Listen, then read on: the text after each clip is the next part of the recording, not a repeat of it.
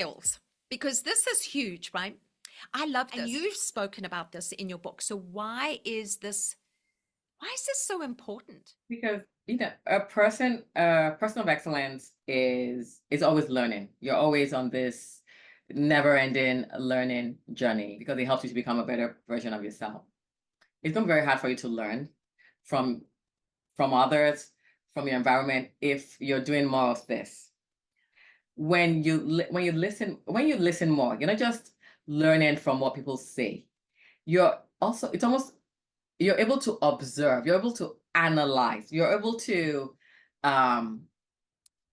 desensitize as well. You're more discerning, because here's the thing: if you're more interested in people hearing what you have to say than what they have to say, you're going to miss out on so much. So I think, again, like I said, this is the reason why we have 2 ears and 1 mouth, so we can listen more and talk less. It's important, particularly whenever I find myself in a surrounding, like a new surrounding, and unfamiliar surrounding, I do a lot more of listening, because it helps me to discern, it helps me to learn, and as a result, I'm able to make better decisions. So even when I open my mouth to talk, it's of value.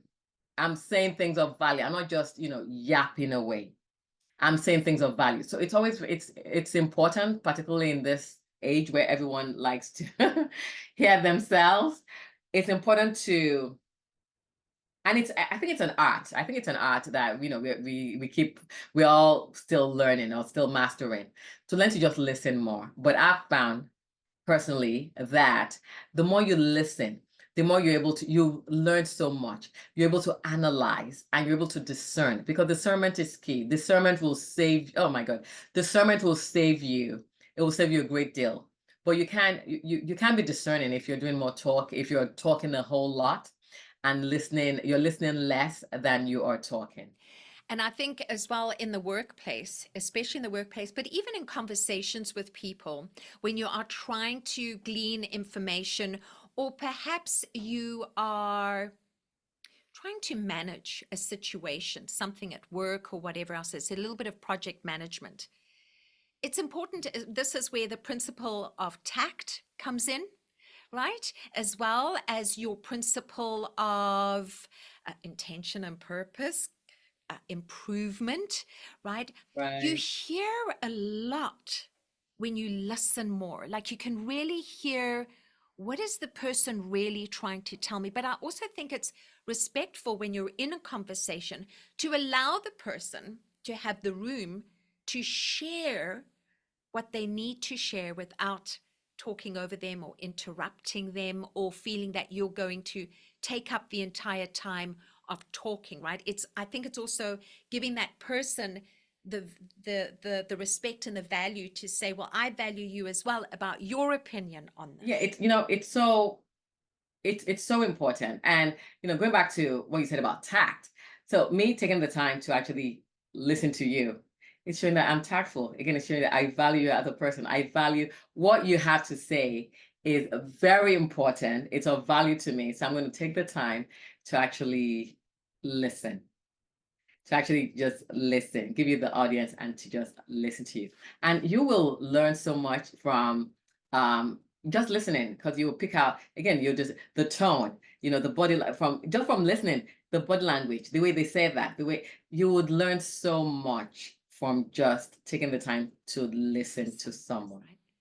I must say to you, Yinka, that your book and the 13 principles, and I'm sure you could probably add in more, but I think this is something that would be great in school. Like, I don't know about you, but as you've moved into adulthood, and as you've self-improved and personally developed and everything else, right? I think of, wow, where would I be if I'd known this? Yes. Like, coming out of high school, I would have saved myself a lot of mishaps. But I mean, obviously you learn from those, but I really do think about that and think, wow, this could do well for a subject in school. Your book. You never Thank you. know. Thank You you so never much. know. Thank you. I'm so very honored. I can't even tell you the number of people that have said, they bought the book for themselves and then they bought it for all of their kids, the younger kids, the older kids. My 15-year-old daughter is actually reading. This is part of her reading list for the summer. This is part of her reading list for the summer, just because, just like you as well, I wish I had known these principles from very early on, and it would save me from so much. And which is also, part of the reason why I actually wrote this book is it's as a legacy for my children. I want my children to have an excellence manual. Okay, after I'm long, it's all said and done, and I've left this planet. I want my children to have an excellence plan. I want my grandchildren, and I want it to be Yes. a heirloom that they can pass down generation lines. Okay, we had, our mother, our grandmother, she wrote an entire manual on how to live a life of excellence, how to practice excellence in daily living, and the many benefits, the rewards of actually intentionally living a life of excellence.